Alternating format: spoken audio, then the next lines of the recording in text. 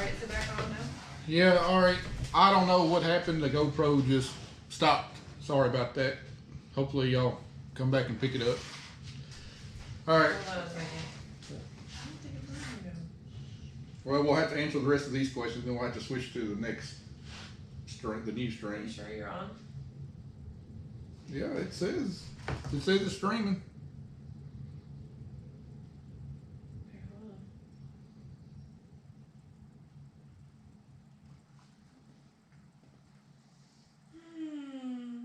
Yep, there you go. Alright, we're back. Alright. So where were we at on questions, Kelly? Oh, great, because I don't have that one now. Okay. Alright, I see. We're Take playing. two. Alright. Take I'll two. finish the rest of these up. Let's see. Hey Kelly, just two more months until your September H&R calendar combine photo appears. Yep. Okay. You should be proud of that 12-year-old. Are we going to see any new baby Griggs? Lord, I hope not. Hell no! No. Not from us, and we don't have any kids married yet, so I'm hoping that's a big negative. Because our oldest is 24, not married. Our middle child's 19, not married, and then Carter's 12. No, Baby Factory is gone. Everything, no. For us to have one, it would be the Immaculate Conception Part 2. We would be carrying Satan's baby. That's all I got saying. The next coming. Todd Smith asked, you coming back to Brimstone this year? I don't know. We'll probably decide that come December. We definitely will go somewhere. Just I doubt we'll go back to Brimstone. Probably try someplace different. We'd like to rotate it out, but we'll be going somewhere come next February, March. That's for sure. Yeah, I was wondering about that because all the farm shows will be back on. So I'll have to. And then Pete says, wouldn't know how to act in West Texas with the amount of rain y'all get. We're switching from pivots to drip because we're losing our water. Yeah, we've been, I've been reading all about the water problems in drier areas with aquifers depleting or whatever. I'm glad to see you going to drip. That's definitely a lot better option than pivots. As far as the amount of rain we get somewhere in the ballpark of 52 inches per year, but 2018 and 19, we got like 80 inches total. The rain is a good thing, but it also comes with a whole new set of challenges. And I'd say that the storms we get have gotten to where they dumping quite a bit more water in a shorter amount of time the last 10 years. Oh, driving up to Bungie today, cotton fields just flooded. Yeah. Some of them were flooded, some of them were brown where dirt got washed up over it. Alright, where are we at on the new thread? How's Keller's allergies? Like the woodwork in there. Allergies are better. I had to shoot myself up every 4 days, so. Kelly Drugging over here. Well, it's either that or end up in the ER, so shot myself up. Is your cotton getting any better? I saw your latest video of wheat harvest when you showed us, but has it gotten any better?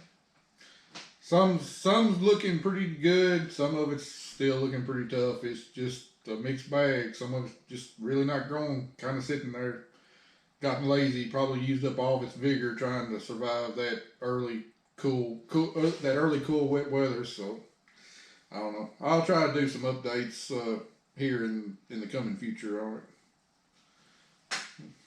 Well, it's just, I look at pictures from last year at this time and then go out there and look. And last year at this time we had knee-high cotton. Now it's like maybe that big. So I don't know what's Don't you gonna happen typically this want to year. see the first bloom around the 4th of Oh, July? I'd love to. I haven't seen it, not in a long I time. was gonna say, how long has that been? Now, normally by about Oh, June Lord, 10th or July 10th is when we see our first bloom, but we'll be doing good here. I just don't know. Did you hear about the rain in Mississippi Delta 20 inches 3 weeks ago? Yes, I actually have friends that lost about 1,500 acres. Yeah, so as bad a situation as we've been in this spring, others have had it worse. 2 years ago, 2018, the year we were on the TV show, one of those last episodes was all the rain we had on the cotton crop and how it hurt yields and whatever. Well, what they didn't show was like in Georgia, had a hurricane come up and all their cotton was blown wide open. It was ready to pick. and a lot of them didn't harvest anything that year because of the hurricane. We got the outer bands and the remnants of the hurricane, but those guys down there lost everything, whereas we lost about 10%. So someone's always got it worse elsewhere. Well, I'm gonna say this about farming in West Tennessee. It's not the best ground in the world, but we typically don't have to worry about hurricanes. You know, they can come up here and get us, but normally they're running out of energy by the time they get to us, and we typically don't have to worry about a drought. And it's not the most ideal location to farm, but I don't think I would want to farm anywhere else. We don't have to worry about 30-mile-an-hour winds blowing constantly day after day like they do on the plains. You know, we don't have to worry about the derechos. Is that how you pronounce it? Derechos. Derechos. Yeah, Derechos. We got a mixed bag of everything, but a lot of the other big risks are really kind of mitigated around us, luckily. We kind of get like a bag of everything, but not the severe stuff. Yeah. We get the naders, the leftover hurricanes, the snow, the rain, the Yeah, wind. we get a little bit of everything. If you don't like the weather in West Tennessee, just stick around. It'll change in 10 minutes. It's crazy sometimes. The Loader Guy Hill said, so awesome to see farmers close to me. I'm in Tipton County. And then family farmers in Wayne County? What the heck's that? I thought we were Middle Tennessee, I think. Is that middle? I don't know. So I guess one of your big storylines this year has been all your problems with the sprayer. You got. Oh, I hate spraying. I do too. That's generally why I have Zach do it. Gosh, oh man, it's crazy spring. We had a wheel hub go down on the sprayer, and our sprayer is a 1990 model Tyler Patriot, and they was a real popular sprayer around here for a while, and then Case IH bought them out and become the Patriot that they are today, but they don't carry parts for them anymore, and we didn't know whether we was going to find a hub or not. Well, it just so happens that a buddy of mine called and said, I found a Tyler Patriot for you. He said, for parts. And I was like, okay. I was like, how much does he want for it? He said, cheap. I said, what do you mean cheap? He said, cheap. And I was like, okay. I went over to the guy and I looked it over and I thought, dang, this kind of looks better than the sprayer we got. And I was willing to give him 5. I can tell this story now because it's home and I done paid the man. But he said, I'll take 2 for it. I said, let me go get my checkbook. And I wrote him a check, and me and my brother Robert went over there to get it. And man, I was thinking I found the rainbow's end. I pushed that hydrostat, and it had way more power than mine. And I was like, yep, we're on to something now. I found the deal of a lifetime. We come home and pull all my electronic stuff out of my sprayer and put into that one. And we go to the field, and about the first 150 acres, it runs really well. And then after that, it was on electrical problem after electrical problem. I couldn't run my air conditioner and my solution pump at the same time. So those are 2 different circuits. How does that work? Don't that ask. sounds like our problem. Don't ask me. So I had to run with the air conditioner off, and when I get done spraying the field, I could turn my solution pump off and turn the air back on and cool yourself. And what was crazy about that was, what made me so mad about it, that thing would blow ice cold air. And then here I was having to run with it off because I couldn't spray with it. And finally, me and my brother, I said, what the crap was we thinking? Because we had a good sprayer. Everything was working perfectly fine. We knew it. And we go move all our stuff over into this one. So long story short, we moved all my electronics, like my rate and section control, back into my old sprayer, and then we pulled the hubs out of this old new sprayer and put over on our old one, and now we're running good. So you're back to running the original. I'm back to running the original sprayer. So if somebody sees one video, if y'all go to my channel, Dylan Joyce Farms, and watch the sprayer videos, one's called We Bought a Sprayer, and another one, but if you see one sprayer, and we didn't even address this in the videos, because by this point I was just so frustrated that I just said, I am not videoing this, I am not admitting that I made a mistake. I'll admit it now. But I said, ain't nobody gonna notice if we go from one sprayer with a round ball tank to one sprayer with an elliptical tank. And some people caught on, but not a lot of people. But yeah, we done kind of the same thing. We bought our 4830 we bought at the Tennessee Tractor Auction. It's all got a good deal. It had a 4710. It was high hour, but worked perfectly. Wasn't nothing wrong with it in that 4830. We took it to the field during planting season that first year, and the engine blew up on it. And me. I couldn't even get 3 acres. All of a sudden, whoop, thing blew up. I went, okay, we made a great purchase. I remember that. I've been friends with Matt on Facebook a long time, and we didn't really we've talked to each other on and off over the years, but we didn't really start talking to each other a lot until I kind of started the YouTube channel, and I remember that. I remember the Facebook story or something, or the post. I was like, really? We're never gonna go get another one from another auction. Then we go to the auction this year, and I'm just looking at him going, no. Make sure it has a warranty. There's nothing worse than thinking you're upgrading and spend a lot of money, tons of money, and then find out what you bought was a piece. Because I've done it before. Well, yeah. And that sprayer ended up giving us like a buttload of what was it, the following year? It wasn't anything big after that. It was just aggravating nickel and dime electronics or leaking hydraulics. It was just aggravating stuff. Or the entire right boom falling off the day before we went to freaking vacation. If y'all will stay entertained, follow Carolee on Facebook. You'll get a preview of all the breakdowns before they show up on Matt's deal.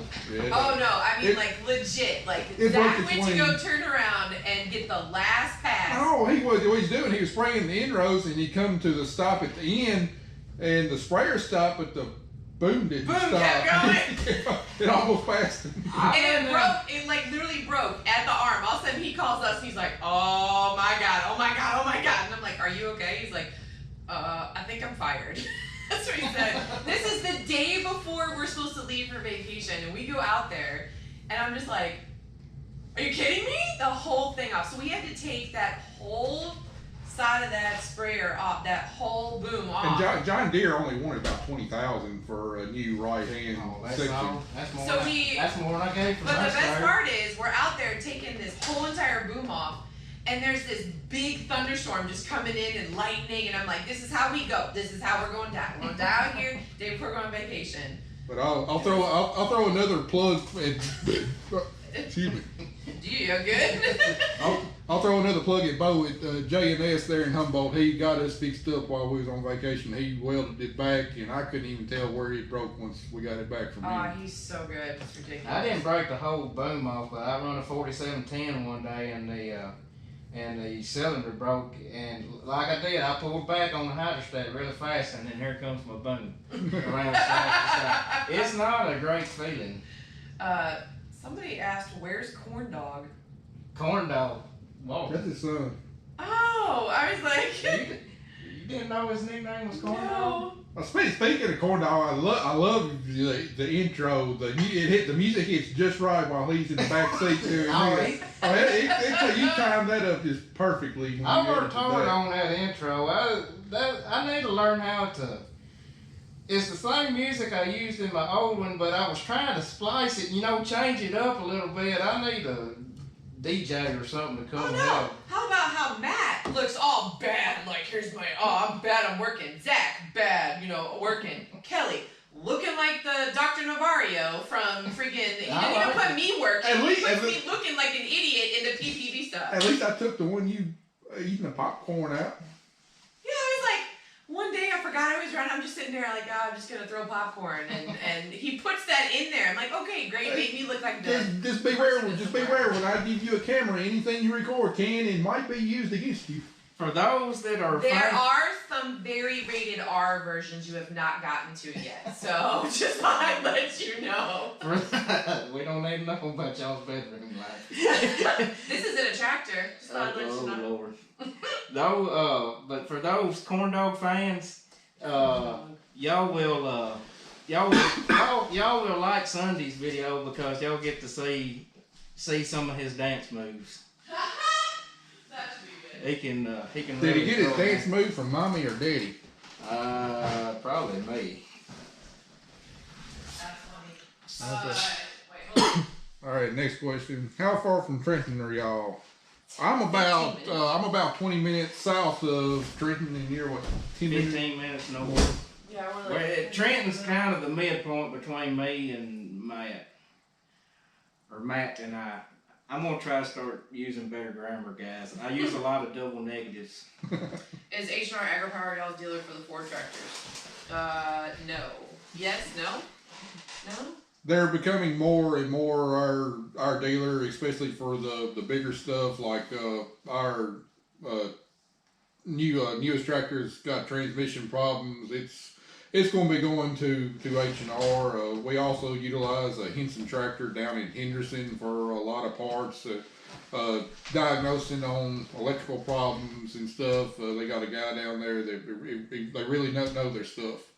So we're kind of a mixed bag. We can get New Holland parts through H&R mainly because the New Holland tractors we run is basically the same thing as a Case IH Puma tractor. It's the same mid series. About the only thing different is some of the stuff in the cab, but realistically, every other part on it is interchangeable. Well, I got a question. Why did you pick that size tractor compared to like what would be the equivalent of a New Holland to like a Magnum? You get up to the T8 series would be the equivalent of a Magnum. We do no-till. The biggest thing we pull is our planter and our drain buggy. The midsize does it at a Well, how many horsepower are those tractors? 270. Are they both the same 270? Yeah, well, they're rated at 235 engine, but they got boost on them up to 270, which I think I don't think they're that strong, but I mean they get the job done for what we need to do. Yeah, I've been in a new Case tractor, and it looks like a freaking spaceship. Like our friends down the street got a new one and went in there, and it's just no. Yeah, the cabs are bigger on the Magnums and the T8s, but you know, I got what I could afford at the time, and it was the T7s, and they do the job for us. Let's see. What's your favorite farm to work, Matt? Well, like my favorite field. Porter Cable and Hugh Harvey's. Porter Cable, we like it. Nice big field. I'd probably say my favorite one overall right now is the Clayton Farm.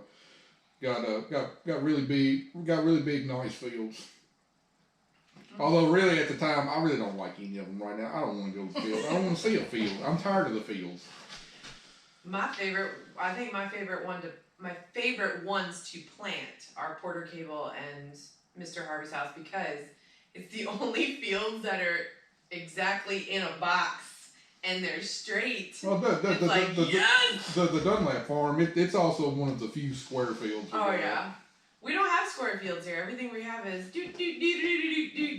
over terraces, turn around, back up. You get a crick in your neck by the time you're all done. Yeah, the way our fields are, the one technology that's paid off the most has been, you either call it swath control or section control. That's the one thing that's really paid for itself. Just we got the weirdest shaped fields around. Let's see.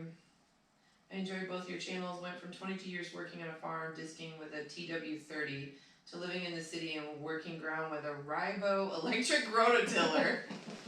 That's called retirement. Do any of y'all farm near Eden, Brazil, or Yorkville area? That would be me. We used to custom harvest a farm in Brazil, and man, you want to talk about I wish we still did. I love the Brazil area because they got a grocery store that makes a heck of a hamburger. Is she still open or did they close? Yeah, The Brazil eating in grocery store. It's kind of hard to catch them. Because I was going to go down there and get me and Robert Gatorade one day, and they was gone at 3. I think Yeah, they're there it's during hard. lunch, but Yeah, they made the best food. And You And, can go down and there supposedly, and get it. usually they used to have a fish fry on Friday night. I think they cut that out though. What's your dream tractor that you would like to own? Hi, Kelly. Hello. I already own my dream tractors. They're outside. They're called Laverne and Shirley 2.0. There are blue ones. No, I'm not changing tractors. That's like going from an iPhone to an Android. I'm not doing it. What's yours? I love the tractors we got. I mean, the one that we plant with, that was the second New Holland that I bought, and I ordered it the way I wanted. I love it as long as it keeps working. I love it. And then the other T7.27 that we got is almost a carbon copy. The only difference is it's 2 years older and the tire size is different. We bought it out of Colorado, but we looked and looked and looked until we found one similar to our newest New Holland. When our previous New Holland tractor, when it burned up on the TV show, so those two are almost identical. And I love them. What about you, Dylan? my dream tractor is a Faithful one, which I don't mind. There it is! Paid for, baby! Probably I'd like to get up to the 8000 series John Deere tractor. Probably like a 8400, 8410. I don't want to get up in the new stuff. I don't want to deal with DEF and all that crap. Oh, it's I'm a pretty laid back guy. I don't.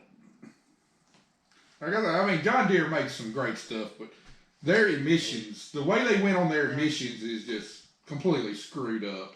I don't know. I ain't got that issue. we're still in the 80s and 90s on Joyce Farms. Because it's paid for. What years were those 8000 series tractors made? From 90. They started in 1995. They started that long ago? They've been around a long time. Were they the next series after the Sound Guard? Like an 8400. The 8400 took over after a 49.